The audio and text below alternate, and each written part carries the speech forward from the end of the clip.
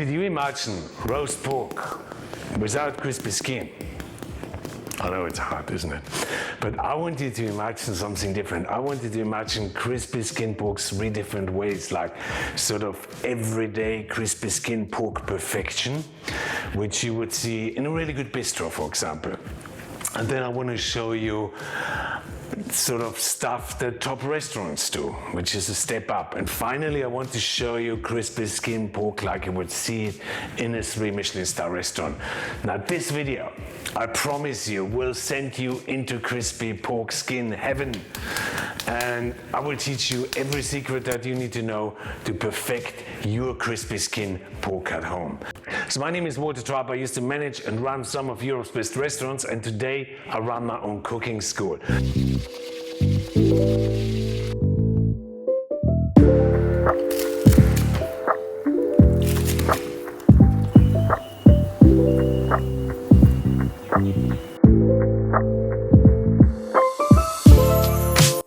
Let's get straight to it. I'm using only pork belly today because of the unique trick I want to show you in version 3. Now that version will probably be your favorite in terms of pre-cooking, elegance, simplicity, and sort of, yeah, it's just gonna be amazing.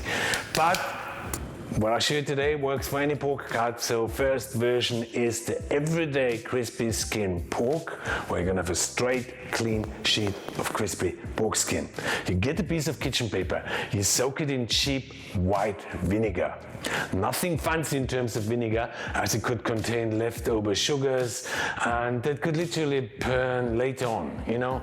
Cheap vinegar, which is basically food acid, does the tricks perfectly. You know, there are 2 tricks.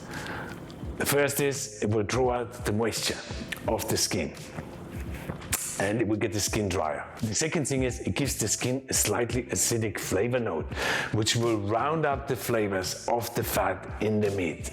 It's just amazing. Now think sourdough bread versus white bread. I mean, you get me. Now how long do you leave it on the paper? Ideally for a few hours.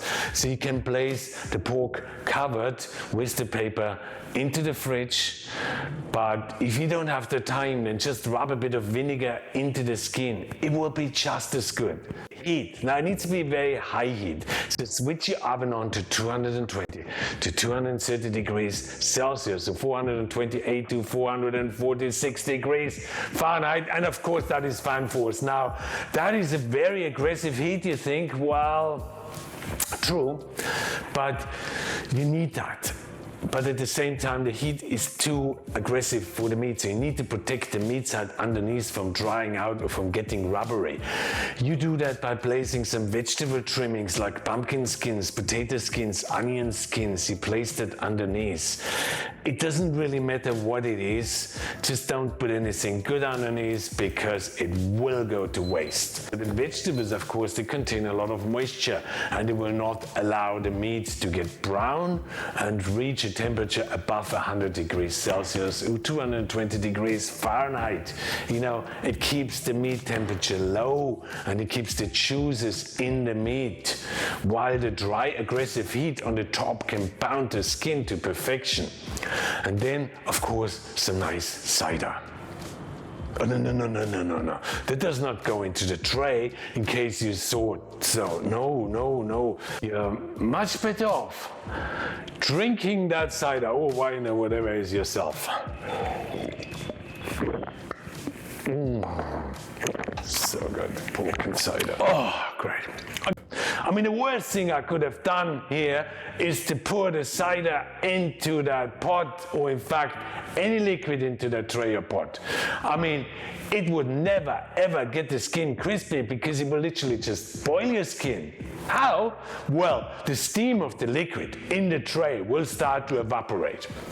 And then you have a gigantic steam bubble covering the skin and stop the skin from drying out and becoming really, really nice and crispy.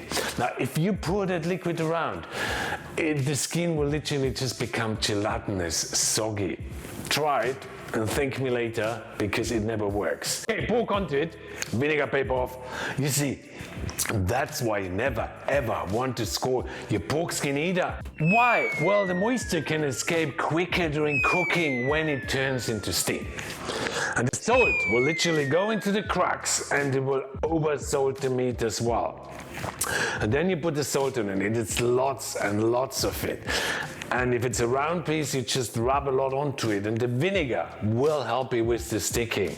You know, the salt, it's just sort of cheap salt. I mean, table salt. You could reuse it if you want to, but I'll just use some cheap table salt because I'll throw it out later on.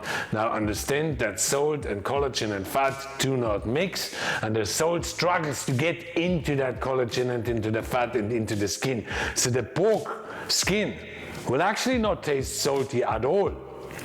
But what the salt does, it will drag out all the moisture from the skin, and it later on calcifies. And at the end, you can just sort of lift the salt off the skin. But there's so much more going on. You know, the thickness of the salt at the same time draws out all of the moisture.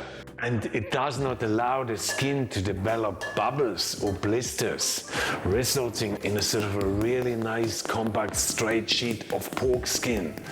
Now, I'll tell you more about that in version 2, because blistering in the skin is something we're going to do in the next version. Pretty amazing if you ask me, isn't it? See that all in a minute. Now you roast it for 1 to 1.5 to 2.5 hours, depending on how thick your pork piece is. Now you see how the meat has shrunk because the collagen has shrunk in the skin and in the meat.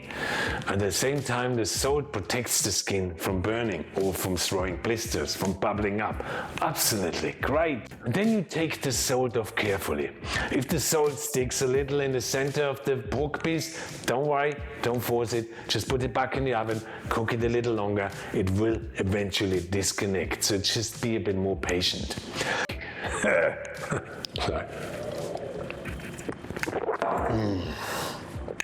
When the salt comes off, place the pork back into the oven for another 15 or 20 minutes till the skin is perfectly crispy. Oh, so good. I think you could sell that salt as pork salt. Now there's a business idea for you. Oh, can you hear how dry it is? I mean, that is serious crispy skin pork, isn't it? Great.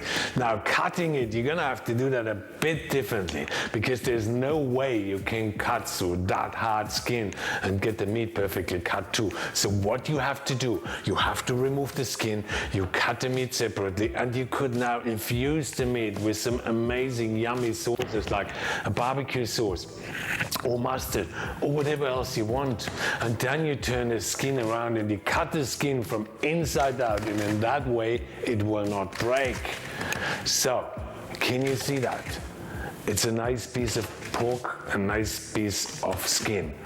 And then you basically put it back together and everyone gets the right ratio of pork and skin, so there's no arguing around. Oh, it's just so good. Cheers. A few things to consider with that. Don't take the salt off too early because otherwise it gets blisters.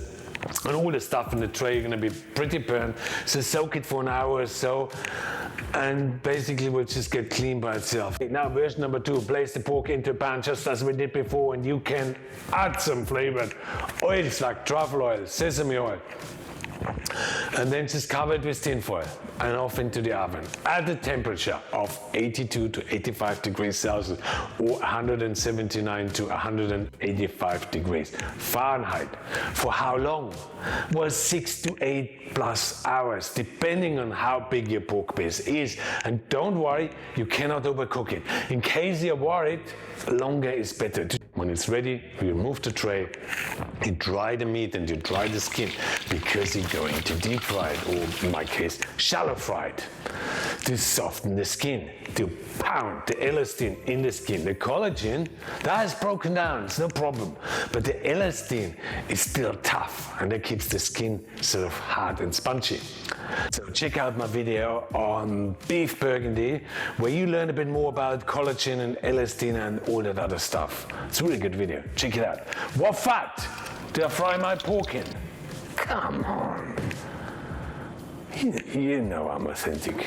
I would not use anything other than pork lard. Of course, you can use other fat too. What's for another celebratory drink? Oh, that's good. It's getting to me. So deep fried at 170 to 180 degrees Celsius for at least 15 to 20 minutes to cook the fat, because that's still unpleasant. The skin will develop lots and lots of bubbles because the moisture that is trapped in the skin will turn into steam and try to escape. And because that is not that easy, the steam inside the skin will expand, create bubbles, they puff up, and the skin and basically gets bigger before the steam then can escape. And if you want bigger bubbles, just turn it over and then pour over more oil. That is a bit dangerous, so you need to use a really big pan for that, and please do not burn yourself.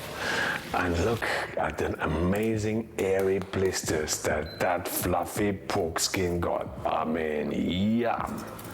It's just so good. And then as before, you remove the skin and then you cut the meat. And then you cut the skin separate. And look at how super juicy that meat is. I mean, do you think it could go any better? And do you think it would go with some cider? Oh, it does. It does. But I wish you could be here. I mean, or maybe not, because I don't feel like sharing anything today. I mean, it's definitely a step up from version 1 in terms of juiciness of the meat. And ta-da! Version number 3, the stuff of Michelin star dishes. I think the chef who came up with that was Alain Ducasse. What he did, he cooked the meat at an oven temperature of 62 to 65 degrees Celsius or 143 to 149 degrees Fahrenheit, and you can add some flavorings to it, like Asian could be soy sauce, sesame oil, ginger, and so on. But you need some liquid. French could be a bit of wine or water or garlic or thyme or bay leaves and a bit of salt, or some cider. Yes, in this case you could put some cider in it, into the tray if you want to. Cider. For Asian flavors, you have the recipes in the link below. Then you cover it with foil, and then you put it in the oven, and then you cook it for no less than 12 to 16 to 18 hours, depending on how thick your piece of pork is. And don't worry, you cannot overcook it again, because once it reaches the temperature, it cannot go any higher. And the same thing, the collagen will break down. The elastin will soften a little bit, but not completely broken down. So hence, we're gonna have to cook it later on again. And then, yes, you could do that, of course, all in a sous vide device overnight. I just do it in the oven. And then you take it out, and then you line another tray with parchment paper. You put the pork on top of it. Lots of weight to on the top of the pork skin to get the piece of meat flat. Great. And now you can store it in the fridge for a week. You can freeze it. And when I want to serve it, I just pan fry it, or place it onto the barbecue grill, or even better, cut it into pieces for little pork bites, like you see that in fine dining restaurants. They serve them for entrees, you know. And then you turn the oven to super hot. Then you heat the pan. You add a little fat, and then the pork is the skin side down. You cook it for 1 to 2 minutes, and then you transfer it into the hot oven for another 7 or 8 minutes. But be careful, the skin contains a lot of moisture, so it can spit a lot. Yum. Oh, it's just so good. I mean, it's just so great. The skin of this version is so much more elegant. It's so much more dramatically crunchy, you know, refined than the other two versions. And that's what you want in fine dining restaurant. Check out my video on crispy skin fish 4 ways and see how that is done. And thank you so much for watching. I think it was good. What do you think? What do you think? No, it's just a question. Could you drive me home? I think I'm a bit drunk. Well, you came by train? Oh, fuck. Well, in that case, can you help me into the car? I'll drive you home. Wait, deal?